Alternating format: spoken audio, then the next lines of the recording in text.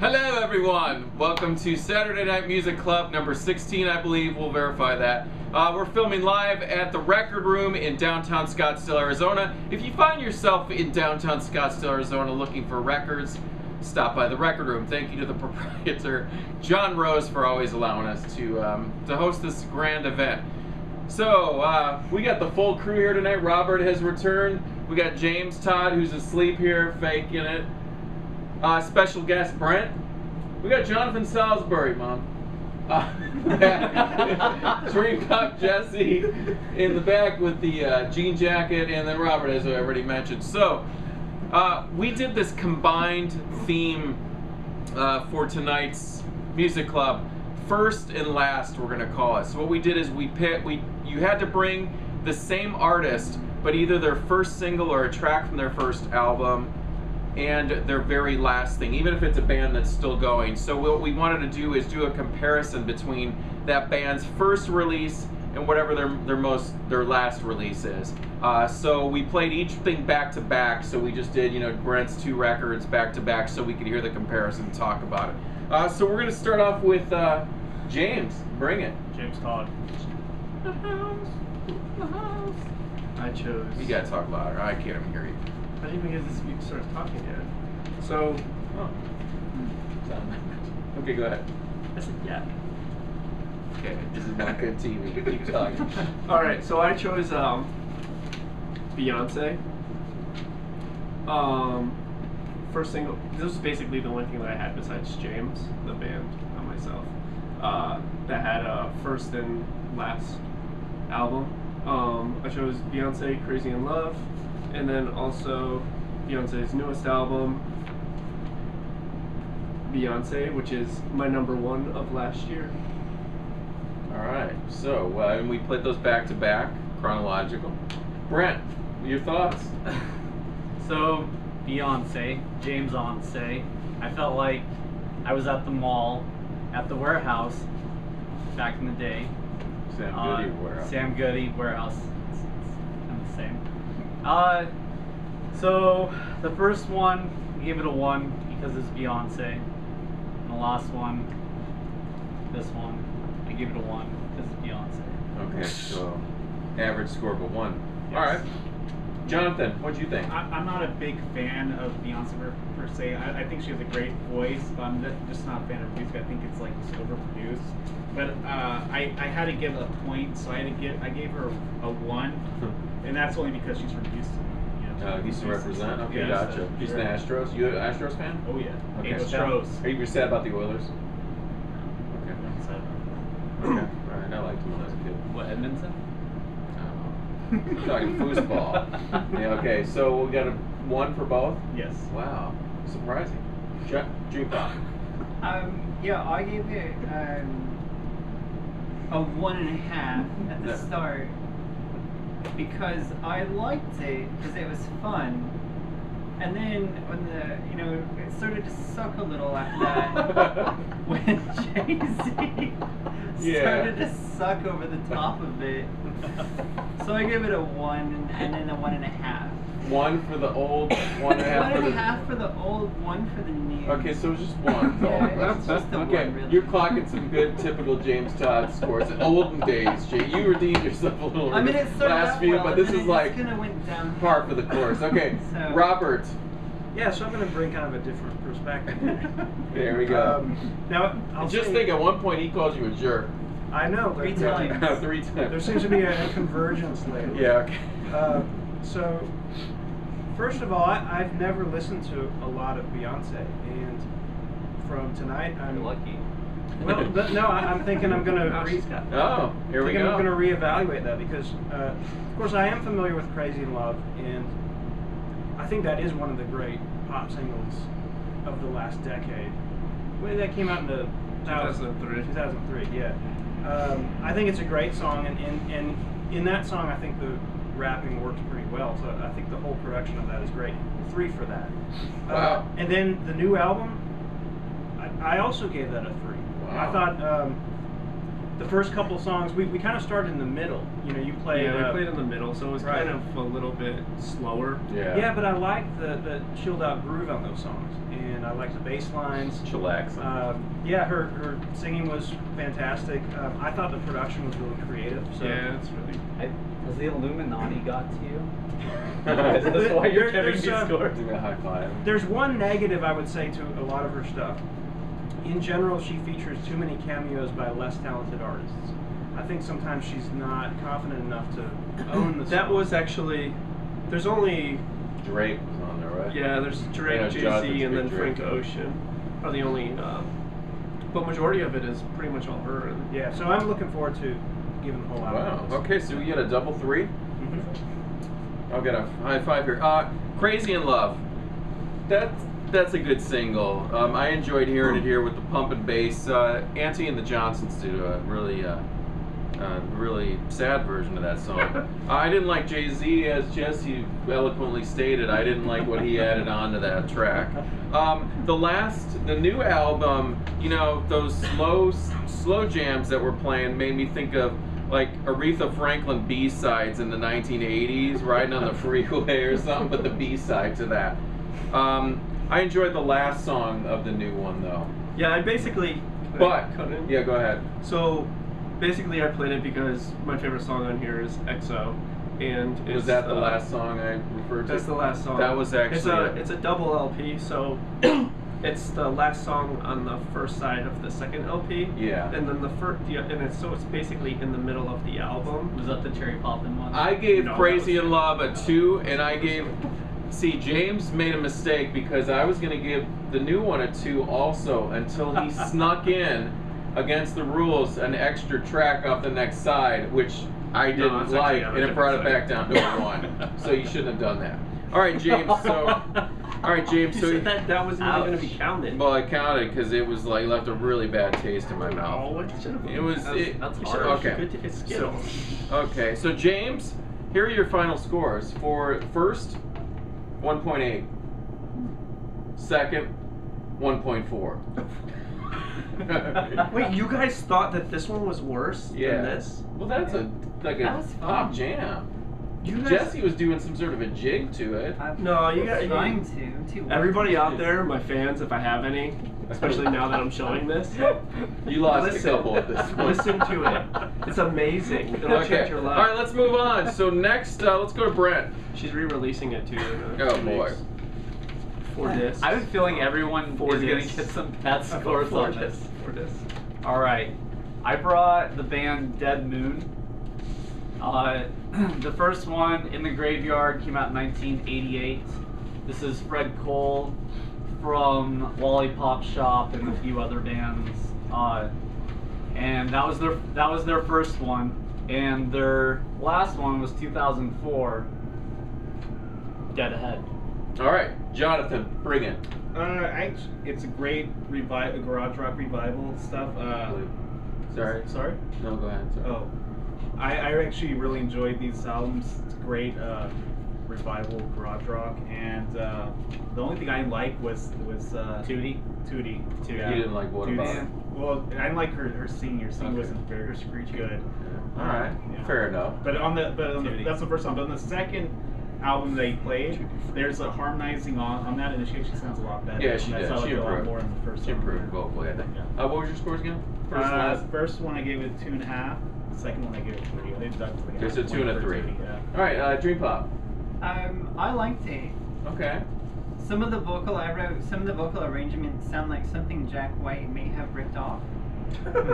Yeah, good. It had that kind of, I don't know if I'd call it even an arrangement, but go ahead. Well, I liked it. I wrote garage rock, fun, and lo-fi yummy. Whoa, Yeah, that's I a new like genre. Lo-fi Lo-fi You Yummy. need to make a card in the store. Lo-fi yummy. It'll It's just a be a picture of combination Jesse on there, and it'll be It's Dead Moon. That's it. Lo-fi, yummy, and garage rock. Beyonce. Beyonce in there. Okay, Robert. Sorry. I like the lo-fi production, the reverb, and there's definitely what seemed like kind of an intuitive pop sensibility underneath sort of punkishness of it, or garage. Maybe I'm using the punk term incorrectly, but anyway, so overall I like it. I had the same complaints. The female vocals weren't very good. The other thing was that the first album, there was 16 years between the first album and the last one, and I swear it sounded like they'd recorded it the following day. Yeah. I mean, everything, it was maybe a little bit tighter, particularly in the vocals, but Vocals will get better. there seemed to be almost no progression. Overall, 2 across the board. Yeah, I'm going to take one step further what you said, Robert, and I mentioned this while we were listening to it. Even within the album, it sounded like they recorded onto 4-track cassettes, but it sounds like on some of the songs, they got like the realistic cassettes from Radio Shack for the free cassette or free battery. You remember that? Yes. So some of the cassettes were like the Maxell metal tape, and then the next one was like the one you'd find that was like a 5th generation Radio Shack tape in the dumpster. But I thought Tootie, for having 2 longs and only 1 throat, I thought she tried for the vocals. She got better on the second one. Dead in the Saddle, because you played only 1 song from the first one and you played a side off the last one, is that correct? Or no, or am I got that wrong? Vice versa. No, it was the other way around. I played one on side B, Go My Way. That's right, okay. Dead in the Saddle, I enjoyed the surf guitar, it's very lo-fi.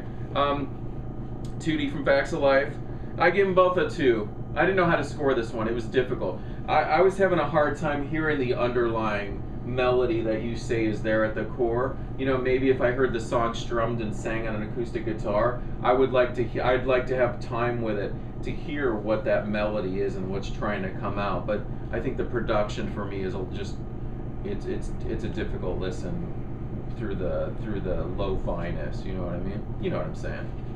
So 2 across the board. And James. I don't really like it. Okay. I give it a 1. It didn't change his life. No change of mind. What did you write there? All the songs but 1 that I All the disliked. Wow. The one that I did like was liked the most... one song. All of them. Wait, which song did you like? I like the most recent song Oh, the one I played. because his voice sounded better, but that was only because I was subjected to The listening to production the reminded first me of ones. Sam Hain. Some of you know what I mean? Yeah. Like it was recorded in a garage, and Yeah. like the toms were kind of heavy in the mix. It just sounded like it reminded me of the Sam Hain records. Okay, sorry to interrupt. So you gave a 1 across the board. Yeah, it was whatever. Sweet. Brent, for the first one you had a 2. Last one you had a 2.2. So James helped you out with that last. Oh, he Hey. actually didn't help you You out. know, I thanks, gave James. it a 3. Yeah. I'm glad you liked 1 song Yeah. off of it. Yeah, because he's. More than you like. It's mine. It's 1 song more than Do I you like think, off James, yours. that you'll ever listen to Dead Moon again willingly on your own? Nope. What are the odds of that happening? 0. Hey, Brent, I'll give you a 3. I don't know. Thank you. Probably the odds, since I listen to so much music, it'll probably be about Okay. 0.2. Okay, that's hey. Never tell me the odds. 0.2 Was is that it like Price Strikes Back? 20% or 2%? 2%. Oh, okay. All right, let's 0.02. take it to Jonathan. Playboy. So, I brought records from the great, I think, underrated Roky Erickson, who's the lead singer of 13-4 Elevators. And I started off with Two-Headed Dog from his release, 5 Symbols, but it's actually released on the Evil One. And the Evil One was just released on a bunch of different other titles, but it's the same record. And this was actually reissued Lie in the Attic in 2012, and it's a great reissue. It has it etching on the B side, and all the proceeds or a lot of the royalties are going to go back to Roky Erickson. Excellent. So it's awesome. And then I followed it up with his latest release, which came out in 2010. It's called True Love Casts Out All Evil, and his backing band is Ockerville River. And this album is really autobiographical, really introspective, and I think it's great, and it kind of peers into the soul, troubled soul of Roky Erickson. All right, Jimmy Pop. Rory Rickson. I wrote. Let's show some respect. He's talking. It started off pretty rockin', and then good, and then not my fave, and then pretty okay. You can't I would say say that. You know that, right? it could have Don't been a say roller that. coaster for me. It's It's like like I was liking it, and then I wasn't, and then I was, and then I wasn't. I give it a 2.5 overall, though. I thought it. When did these ended tabs pretty start? well. It's like Bart score. He doesn't. Okay. 2.5 overall. Okay. And that's just a half that you circled. No, it's 2.5. Okay. Just to make it complicated. Okay. So that was for both of So that them? was a 2. Yeah, 2. it's a 2. No answer. All right, Robert. Two-Headed Dog, solid 3. Great song, psychedelic blues. The album was trickier for me. I gave it a 2. I can tell that there's good songs on there, but his voice just, to me, has not aged well at all. So I think I need to sit down and look at the lyrics and Yeah. absorb it.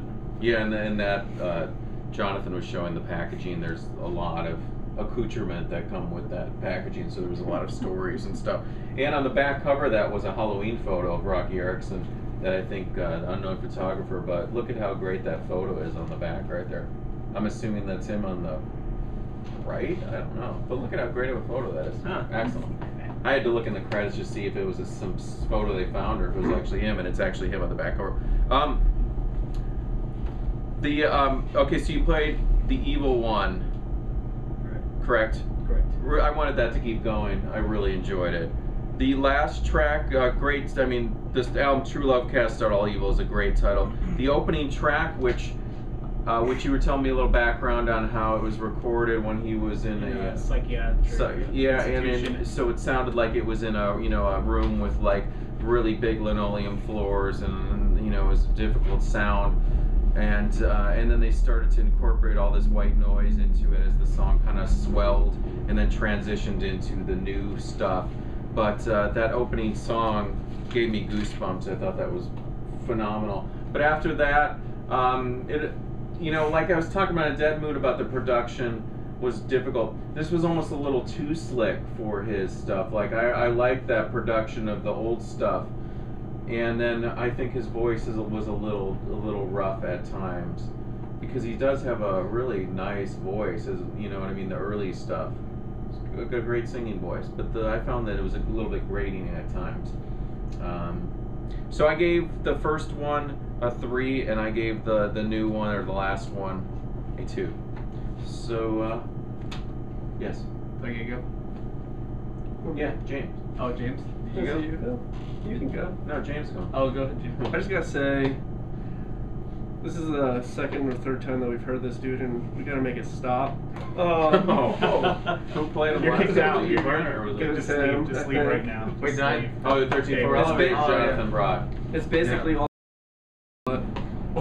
Whoa. Yeah, you lost But- more fans with that one. I don't care. You had fans. Yeah. You just moved to NC-17 also. I love NC-17. Yeah, Oh wait, you do. the band? Was Airbud NC-17? Airbud with the band? Are you No. talking about that like band from locally? The movie. Oh. Airbud with the dog. No, I know Airbud the dog. I'm talking about the movie. I don't care about the band Airbud. I'm talking about the dog. It's the golden retriever.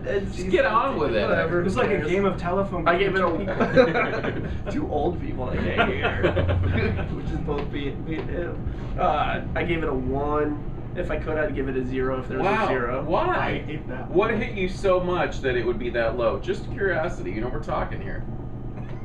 1 is Jonathan's. Oh, Two- what does that mean? Whoa, What does whoa, that whoa, mean? whoa, What whoa. does that mean? I think it's because Jay-Z didn't suck over the Yeah, top. there was like. Oh, It's that- he's on fire. It was just. You just don't get it, man. It's cool. I don't get it. I mean, He That's plays it. his there was own there instruments, was and that's okay. You don't get it. It's cool. Yeah, there was parts of it that I thought were all right, and that's what I guess I gave it the 1 for. There weren't any samples in it. Yeah. It rocked too hard for you, right? No, it didn't rock harder than I What- do. what- It rocked harder than. What was that? That fine China quote? You rock harder. You than- rock harder than you ever knew. Great song, was it? That was good times. I have that in cassettes. Good times. A band called Fine China. They were on Tooth and Nail, right? And they were from here. We split with them all the time. Brent. All right. I thought the other one was You Make Me Hate Music or something. Oh no, here we go. So, listening to Roky Erickson's always fun for me because in the 60s, he was considered to have a really, really beautiful voice. He inspired Janis Joplin and a bunch of other people. I kind of, aside from the craziness that happened, I kind of, and also his craziness as a person, I kind of compare him in his old age to like Johnny Cash, because his voice got real raspy and old sounding with that last few records he did. Same with Roky, like the earlier stuff, his voice is more kind of 13th floor elevators, but the songs are insane. And then the 2010 record, he just sounds old, but in like kind of a good, soulful, bluesy type of way. So I gave both of them a 3. Okay. That's beautiful. Thank you. Thank you for that. No, this is beautiful. Yeah. That's creepy. These scorecards you guys don't see, but they're always interesting. So that was Jonathan, 2.75 for the first, 2.75 for the last. Job well done, Jonathan, despite what James said. Can we stop bringing that dude? Okay, Dream Pop Jesse. That stuff. Yeah, no more That is just deluxe something either. No more deluxe. No more L Cool J. Oh, cool. Yeah, Next time bring Dionward. Dion Warwick. Dionward. You don't even know that? Enter the Ninja? That's crazy. Okay, Dream Pop. I brought a band that I got into in '93 from watching 120 Minutes, Yeah, Dave Kendall. and their first single, Drowners, technically first single, Drowners by Suede. Yeah. Yeah. Yeah. UK. Alright, and then? Hmm? Yeah, keep going. Second, I brought their latest. Greatest. And their greatest, Bloodsports. This is their 2013 album. My girlfriend brought this one back from England for me. Jolly old. Mm. Good work, Jesse. Good work, Talia. Thank you. Thank you for providing tonight's musical enjoyment selection. Let's hear it. Robert, Suede. Not much of a fan prior to this, or Right, yeah. So Jesse said you were going to leave here a Suede fan. What happened? I'm probably on my way if this material is anything to go by. The only thing I had ever heard from Suede was, I guess, their one sort of MTV hit in the mid-90s, which I was never really impressed by, but that first... Trash? Yeah, I guess it was. I don't know, but... Not even late 90s. 96, that was. Yeah. The first single, right out of the gate, great song, great guitar work, and then the album was just phenomenal. And the fourth song, I don't know what it's called, but it was definitely like one of the best songs I've heard recently. Yeah. So, good stuff. What were your scores on this? 3 across the board. I mean, this is... You guys know this was... when I did my best of list last year, I think this was top 3. Love the band Suede. The first single, Drowners, Bernard Butler on guitar, excellent. They put out their fourth and fifth album, Head Music and A New Morning, which were a bit more lukewarm. And I'll tell you, after the break or the hiatus that they took, came back and put out Bloodsports, which is beginning to end is excellent. And some of the B-sides on this, and Suede is one of those bands that all their B-sides were, all album material. But there's a B-side from this album called Falling Planes, which is excellent. Jesse, you brought a gem. Mm-hmm. For sure, 3, both of them for me. James Todd. I have it, I heard it, I love it. I give it a 3. I will have to say though that this is the second time we've actually heard it. I brought it for one. Right? Yeah. We should so it's hard to remember. We're on number 16,000 or what was it? But I mean, forget, Forgive and forget. I try. Yeah. At least this one was a good Yeah, one. we'll always The last remember one. that Beyonce was used.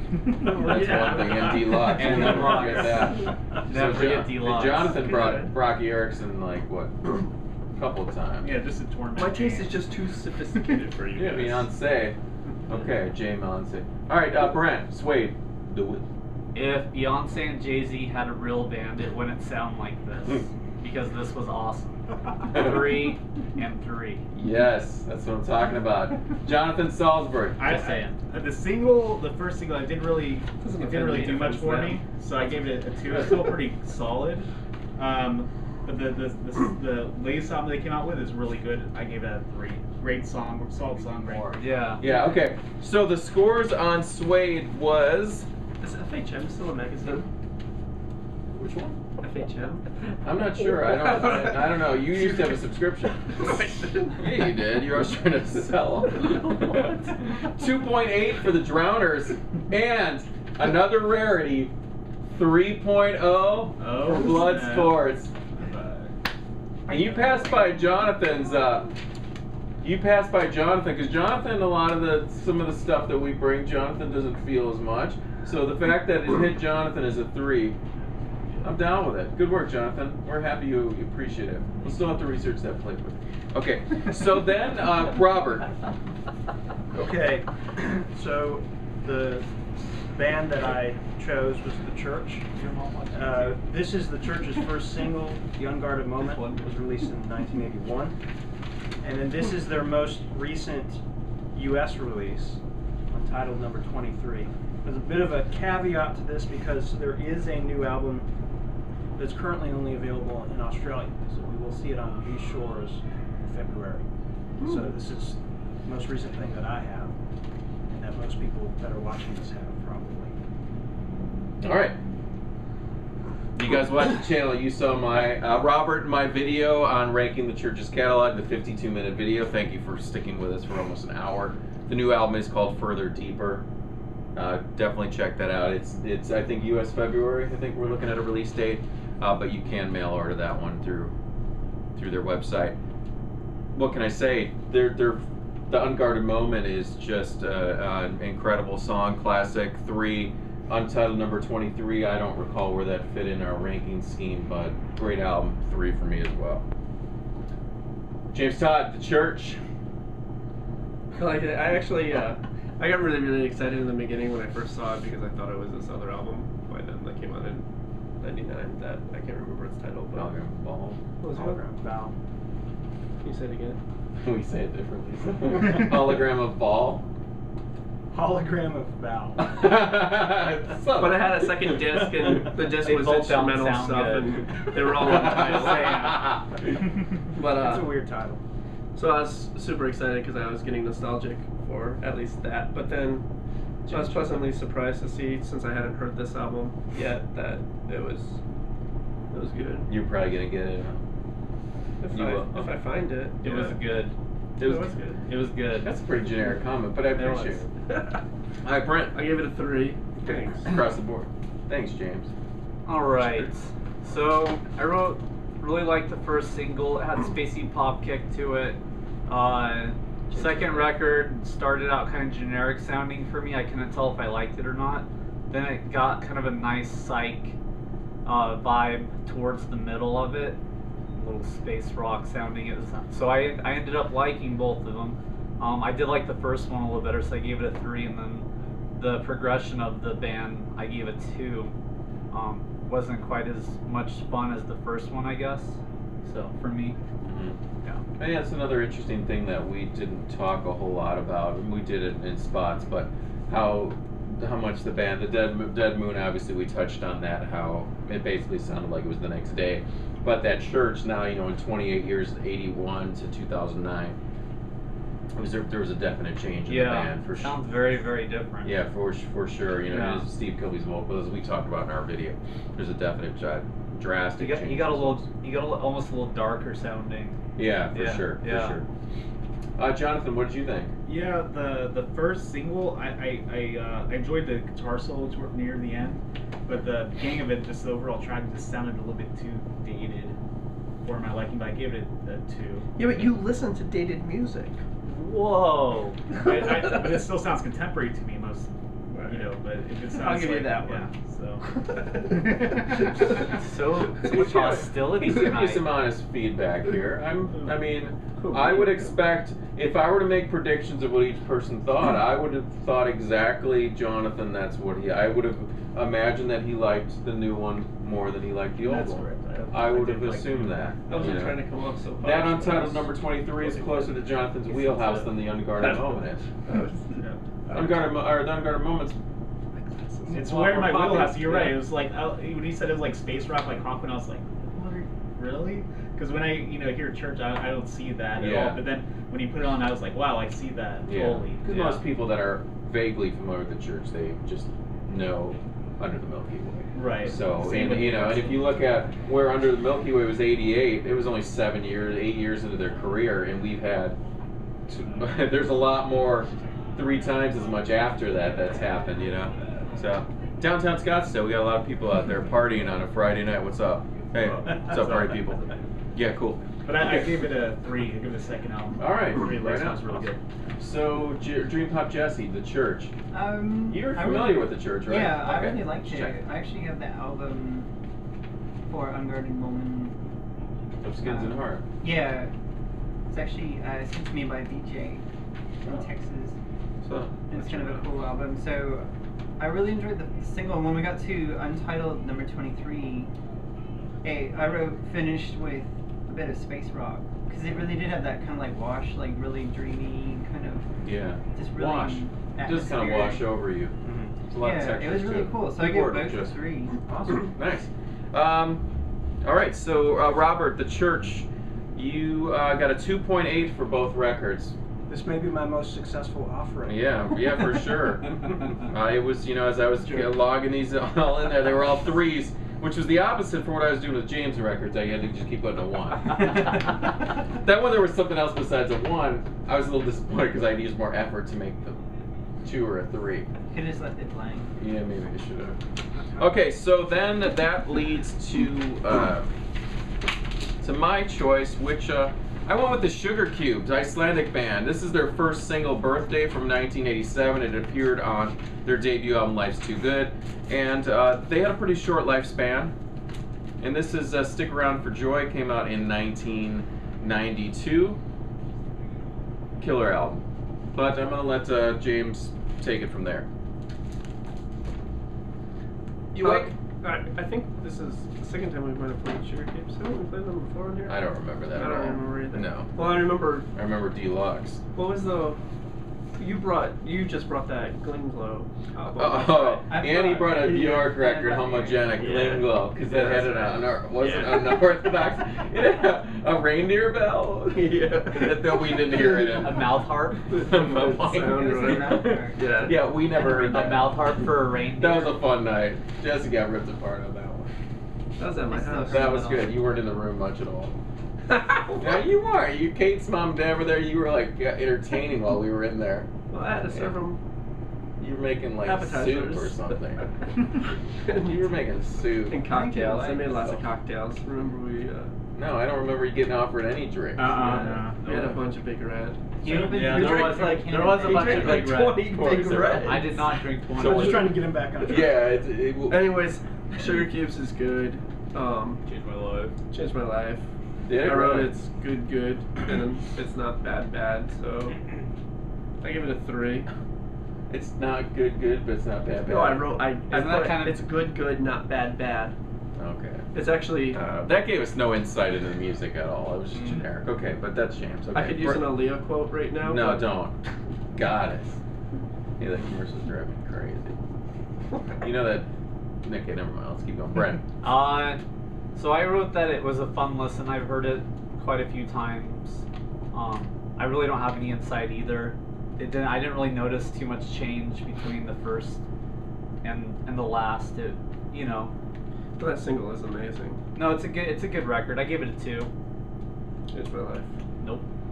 Jerk. All right, Jonathan. 3. Yeah, I love Bjork's voice, but the production is just the band didn't really do much for me. Wow. You know, like track 2 on the second record. Yeah. It sounded really dated. They had, like scratching at the end of it. You know, just really Hit. dated the record, like you know. And in this rapping over it, sounded like Will Smith, Fresh Prince of Bel-Air. Whoa. You know, so Rough.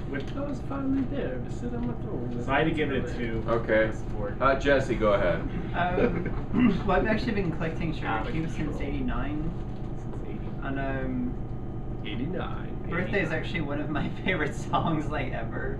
I have all the variations, like the 3-inch CD single, the 7-inch, the CDs, the Slim Lim CDs, and all 3 formats of the 12-inch. Don't forget about the tapes, Many to, yeah. cassette tapes, Oh, I yeah. don't have a VHS tapes. Oh, snap. but it's And definitely that's one of the my VHS favorite tapes. songs ever. I know Robert Smith from The Cure actually and the Wish tour book commented that Birthday was one of his favorite songs.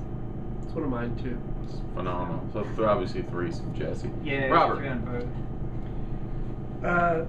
3. Wait, Jesse, you didn't play that? Oh no, that was Brett. Well, Never mind. Sorry. So 3 across the board for pretty much all the reasons that have been said. I think it's easy to forget, because we've had Bjork around for a while, it's easy to forget just how completely odd and interesting she was when she first showed up. Yes. I mean, I don't think anyone had ever sounded like that before. Do you not think she's odd anymore? Well, of course she is, but that's we're, interesting. the thing is, You've had a couple decades now. we're used to her. You know, it's like. And so it's always fun to kind of hear, particularly that first single, with fresh ears. You know, Right. just remember what that sounded like to hear it for the first time. So there is one drawback to the Sugarcubes, which is that I've just never liked that male singer or whatever he is. Yeah. To me, that part is too reminiscent of Fred Schneider from the B-52s. They phased him out more in the last album. I noticed that, and the thing is too that the band and Bjork were so strong that still makes it a 3 in my book, even with him. Yeah, I'd like to elaborate on that a little more. That the band, because I did when the Sugarcubes toured with U2 in 1992. I had the opportunity to hang out with the drummer of the Sugarcubes and actually play in a music room with him at Arizona State University. We drove him to the show, my brother and I, and a couple of friends. And so we got all this, saw Bjork in the hotel. She walked by us, and the keyboard player had a baby at that point. She was pushing her on the stroller. Anyways, but I got a lot of insight, because if you listen to that album, the drums sound fantastic. They're so incredible. Well, the drummer and the bass player married 2 twin sisters, I think it was, and so they had houses side by side. So when they created Stick Around for Joy, it was all based on the bass and drum jams. So that band is so super tight because they would play every day. And Stick Around for Joy is actually my favorite of the 3 Sugarcubes album, and I agree with you. The Einar's vocal, you know, he played trumpet also, right? He played a lot of different trumpet. I think live aesthetically he was more amusing for their stage performance. Yeah. Because Bjork's just insane, but Einar he really brought the weird. Yeah, and I think he can be distracting. I think he was particularly distracting. Now a lot of people disagree, maybe on the second album. Yeah. But the third album, I think it sounds. You know, Jonathan, I think might have mentioned something about the production on that one, but dated sounded. But I think that album sounds so fantastic sonically. It's produced, and John McGeoch from Magazine and from Susie and the Banshees plays guitar on this track Gold, which to me has a phenomenal drum sound on it. It's just incredible. So. Yeah, great album. My favorite Sugarcubes one. Scores on that one, 2.6 for Birthday, which is surprising that that's not a 3, and a 2.6 also for Stick Around for Joy. I think Birthday was one of the great quote-unquote alternative rock songs of all time. It's great, and it's 1987. It sounds a lot more contemporary than that, I think. All right, guys, thanks for sticking around with us, watching. We'll be back next month for our holiday edition. It'll be my birthday. Yeah. Send me presents. Yeah, you can send presidents. Send presidents. I'll take a president. Yeah, you can send P.O. Box 0 to James Todd. And if you got any Beyonce records that you're trying to get rid of, James' mailbox is always open. Just send us an email. Put James Todd Beyonce in the subject. The postmaster will know where to send it. Yeah, they know, because they get a lot of them. It's like sending to Santa Claus. Right. So guys, thanks for watching. Thanks again to John Rose. Guys, Record Store Day Black Friday is coming up. Please enjoy that. And yeah, guys. Anyone have any last words? Not Jaymz though. Not Jaymz on say. Jonathan, let's get a few last words. Hi, Mom.